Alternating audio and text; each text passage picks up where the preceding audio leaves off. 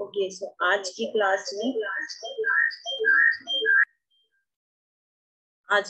में हम स्टार्ट करने वाले हैं breathing and exchange of gases का topic, that is respiratory gases जो है हम उसके बारे में स्टडी करेंगे। ठीक है, रेस्पिरेटरी गैसेस की वॉल्यूम और रेस्पिरेटरी गैसेस की कैपेसिटी, इनके बारे में हम स्टडी करेंगे। ठीक है, तो सबसे पहले हम आज जो है कम्प्लीटली एनसीईआरटी स्टडी करने वाले हैं, क्योंकि एनसीईआरटी इस टॉपिक के लिए बहुत इंपॉर्टेंट है। आपको जो नॉलेज मिलेगी वो एनसीईआरटी से बेस्ट नॉलेज मिलेगी। ठीक है, सबसे पहले क्या है हमारे पास, respiratory volumes and respiratory capacities. Respiratory volumes and capacity, सबसे पहली वॉल्यूम कौन सी दी हुई है हमें, दैट इज टाइडल वॉल्यूम। इसको हम टीवी से भी डिनोट कर सकते हैं। Tidal volume is denoted bye TV. Volume of air inspired or expired during a normal respiration, it is approx 500 ml। यानी कि आप जब एक बार इनहेल कर रहे हो, आपने सांस ली और फिर सांस छोड़ी, एक्सहेल किया, तो उसको हम क्या कह रहे हैं कि उस टाइम पे जब आपने सांस ली, इनहेल किया, तो कितनी वॉल्यूम आपकी लंग्स में एंटर करी, दैट इज 500 ml। और जब आप एक्सहेल कर रहे हो, सांस छोड़ रहे हो, तो कितनी वॉल्यूम रिलीज हो रही है, ये भी कितनी है आपकी, लगभग 500 ml। उसके बाद हमें कहा गया है कि that is a healthy man can inspire और expire approximately 6000 to 8000 ml of air per minute। ठीक है, एक हेल्दी मैन जो है, कोई भी नॉर्मल ह्यूमन जो होगा, वो एक मिनट के अंदर 6000 से 8000 ml ऑफ एयर जो है इनहेल कर सकता है या एक्सहेल कर सकता है। ठीक है, क्लियर। तो इसको हम क्या कह देंगे, टाइडल वॉल्यूम बोल देंगे। नेक्स्ट क्या है हमारे पास, inspiratory reserve volume. Inspiratory reserve volume को हम IRV से डिनोट करते हैं। इंस्पायरेटरी रिजर्व वॉल्यूम क्या है कि आपने नॉर्मली इनहेल कर लिया, सबसे पहले आपने इनहेल किया, फिर आपने अपनी ब्रेथ को होल्ड किया, होल्ड करने के बाद आपने फोर्सफुल इनहेल, दोबारा से अगेन इनहेल ली, सांस लेने की कोशिश की, उसको हम क्या बोलते हैं, इंस्पायरेटरी रिजर्व वॉल्यूम।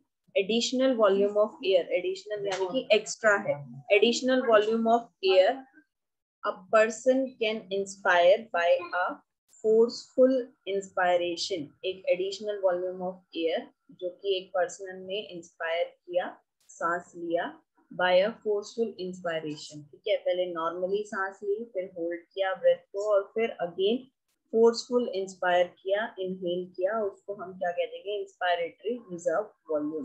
तो इसकी एवरेज कितनी होगी, लगभग 2500 से 3000 ml जो है आप वो एक्स्ट्रा इनहेल कर सकते हो। आप सांस लेके देखो, उसके बाद आप दोबारा सांस लेने की कोशिश करोगे तो आप दोबारा इनहेल कर सकते हो।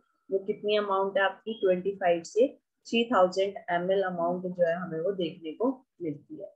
नेक्स्ट क्या है हमारे पास, एक्सपायरेटरी रिजर्व वॉल्यूम। ये नाम से ही पता चल रहा है, बेशक इंस्पायरेटरी और एक्सपायरेटरी हो, इंस्पायरेटरी यानी कि इनहेलेशन के लिए रिजर्व वॉल्यूम कि अभी आप और इकट्ठी कर सकते हो। ठीक है, ऐसे ही रेस्पिरेटरी रिजर्व वॉल्यूम कि आपने एक्सहेल किया, ब्रेथ को होल्ड किया, and then again forceful exhalation show की, तो उसको हम क्या बोल देंगे, एक्सपायरेटरी रिजर्व वॉल्यूम कह देंगे।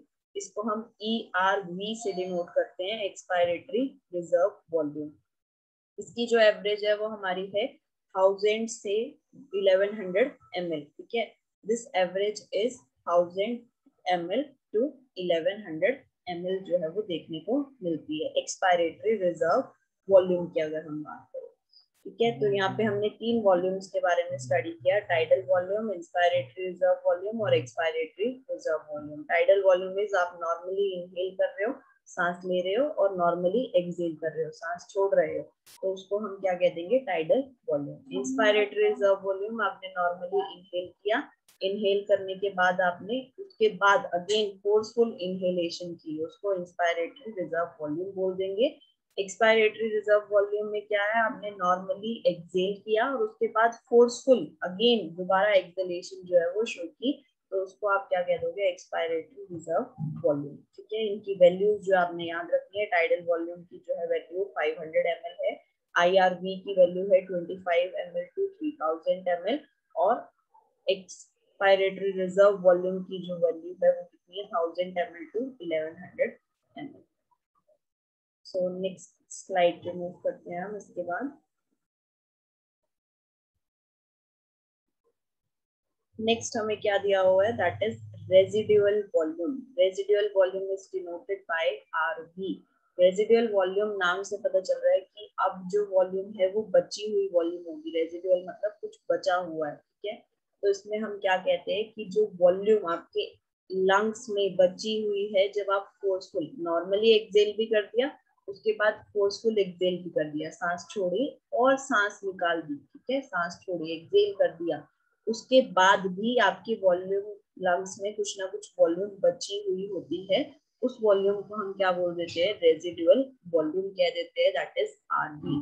सो volume of air remaining in the lungs even after a forcible expiration, ठीक है, जो वॉल्यूम आपकी एयर की बची हुई है लंग्स में फोर्सिबल एक्सपायरेशन करने के बाद, फोर्सफुल एक्सपायरेशन करने के बाद बची हुई है, उस वॉल्यूम को क्या कह देंगे, रेजिडुअल वॉल्यूम। इसकी एवरेज कितनी है, कितनी लगभग हमारे लंग्स में बच जाती है, 1100 ml टू 1200 ml जो है वो लंग्स में बच जाती है।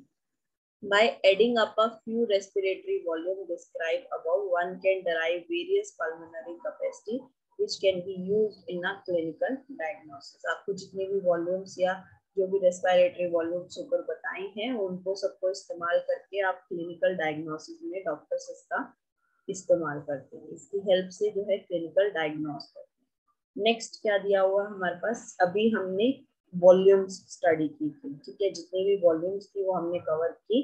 नेक्स्ट हमारे पास क्या है, कैपेसिटी दी हुई है, हमें कैपेसिटी मेंशन की, ठीक है। इंस्पायरेटरी कैपेसिटी कितनी है, आईसी, आईसी से डिनोट करते हैं इसको हम।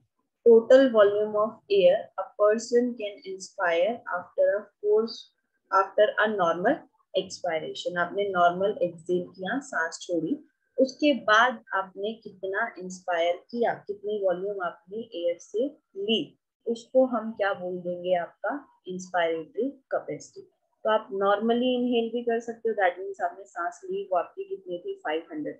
उसके बाद आप फोर्सफुल भी तो इनहेल कर सकते हो ना, वो भी हम क्या है, कैपेसिटी होगी ना, कि इतनी लंग जो है आपका क्या कर रहा है, ले रहा है, जो एयर है उसको ले रहा है, उसकी कैपेसिटी हो गई, ठीक है। तो वो कैपेसिटी होगी कि आपने नॉर्मली भी इनहेल कर दिया और उसके बाद फोर्सफुल इनहेलेशन भी कर ली, तो इतना आपका लंग जो है, आपकी जो एयर है उसको होल्ड कर सकता है, तो वो उसकी कैपेसिटी हो जाएगी। So this include tidal volume and inspiratory reserve volume. इसको हम कैसे डिनोट करेंगे, इसको अगर आपको टोटल कैलकुलेट करना हो, टीवी प्लस IRV, तो टीवी की वैल्यू मेंशन करके प्लस IRV की वैल्यू मेंशन करके आप किसकी वैल्यू निकाल सकते हो, inspiratory capacity, that is IC की वैल्यू आप कैलकुलेट कर सकते हो, ठीक है। नेक्स्ट क्या हमारे पास, expiratory capacity, that is EC। EC को हम क्या कहेंगे, total volume of air a person can expire after a normal inspiration. आपने इनहेल किया, उसके बाद आपने क्या किया, जो एयर थी वो एक्सेल करी। अब आप यहाँ पे नॉर्मली भी एक्सेल कर सकते हो और फोर्सफुली भी एक्सेल कर सकते हो, तो वो आपकी ओवरऑल कैपेसिटी हो जाएगी ना, कि आप इतना एक्सेल कर सकते हो, आपके पास इतनी कैपेसिटी एक्सेल करने की, तो उसको क्या कहेंगे हम, एक्सपायरेटरी कैपेसिटी बोलेंगे। दिस इंक्लूड्स टाइडल वॉल्यूम आ जाएगी आपकी, नॉर्मल एक्सहेलेशन किया प्लस एक्सपायरेटरी रिजर्व वॉल्यूम, यानी कि फोर्सफुल एक्सेल किया, नॉर्मल एक्सहेलेशन के बाद फोर्सफुल एक्सहेलेशन भी परफॉर्म की, तो वो आपकी क्या है, एक्सपायरेटरी कैपेसिटी है। अगेन इसको आप टीवी प्लस ERV, इनकी अगर आप वैल्यूज लिखते हो तो आप EC एक्सपायरेटरी कैपेसिटी जो है वो कैलकुलेट कर सकते हो।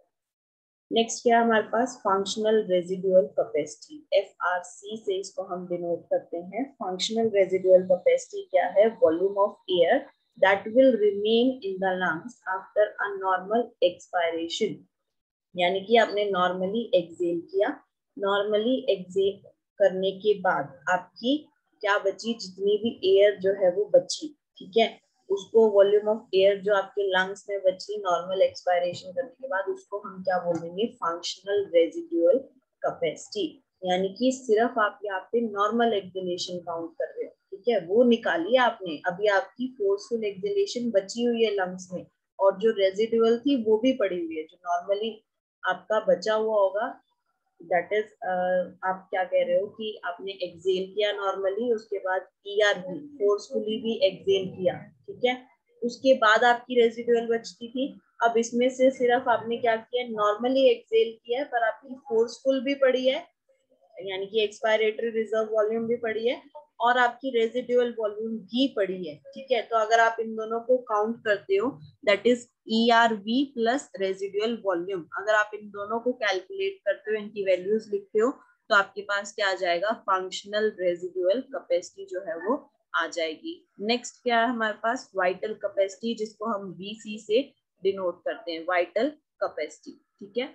वाइटल कैपेसिटी क्या है, the maximum volume of air a person can breathe in after a forced expiration। एक maximum volume of air एक person ने breathe किया, forcefully exhale किया, normally exhale किया, plus forcefully exhale किया, उसके बाद एक पर्सन ने कितनी एयर जो है मैक्सिमम एयर ब्रीथ की, उसको हम क्या कह देंगे, वाइटल कैपेसिटी बोल देंगे। ये क्या इंक्लूड कर रहा है आपका, ERV forceful expiratory reserve volume हो गया, टाइडल वॉल्यूम हो गया, प्लस IRV, ठीक है। तो ये सारी चीजें आपकी क्या हो जाएंगी, वाइटल कैपेसिटी कैलकुलेट करने में हेल्प करेंगी।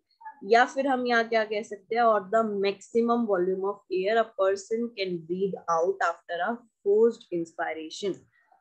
दो चीजें हैं यहाँ पे हमारी, मैक्सिमम वॉल्यूम ऑफ एयर एक पर्सन ने ब्रीथ इन की, कंसीडर की, ली, अगर उसने एक्सलेशन किया, फोर्सफुल एक्सलेशन किया। दूसरी कंडीशन क्या है, अगर फोर्सफुल इनहेलेशन किया है, उसके बाद उसने कितनी वॉल्यूम ऑफ एयर जो है, मैक्सिमम वॉल्यूम ऑफ एयर जो है ब्रीथ आउट की, उसको भी हम क्या बोल देंगे, वाइटल कैपेसिटी बोल देंगे। लास्ट क्या हमारे पास यहाँ पर, total lung capacity. Total lung capacity क्या है, total volume of air accommodated in the lungs at the end of a forced inspiration। Forceful inhalation करने के बाद कितनी वॉल्यूम ऑफ एयर जो है आपके लंग्स में बची है, ठीक है, उसको आप क्या कह दोगे, टोटल लंग कैपेसिटी। यानी कि यहाँ पे आपकी क्या होगी, रेजिडुअल वॉल्यूम जो ऑलरेडी प्रेजेंट थी, हमेशा पाई जाएगी। इसके अलावा आपकी क्या होगी, आप टीवी हो गया, IRV हो गया, तो ये सारी अगर बात करो, ERV हो गया, इनको अगर आप कैलकुलेट करोगे तो आपकी टोटल लंग कैपेसिटी जो है, कितनी आपकी लंग की कैपेसिटी है सारी चीजों की, वो कैलकुलेट हो जाएगी। या आप इसको कैसे कर सकते हो, vital capacity plus residual volume, इन दोनों को अगर आप मिला दोगे तो आपके पास क्या आ जाएगा, टोटल लंग कैपेसिटी जो है वो आ जाएगी। तो इस तरह से हमने आज की क्लास में क्या कवर किया, रेस्पिरेटरी वॉल्यूम्स और रेस्पिरेटरी कैपेसिटीज, इनके बारे में हमने आज की क्लास में स्टडी किया। नेक्स्ट लेक्चर में हम नेक्स्ट क्लास में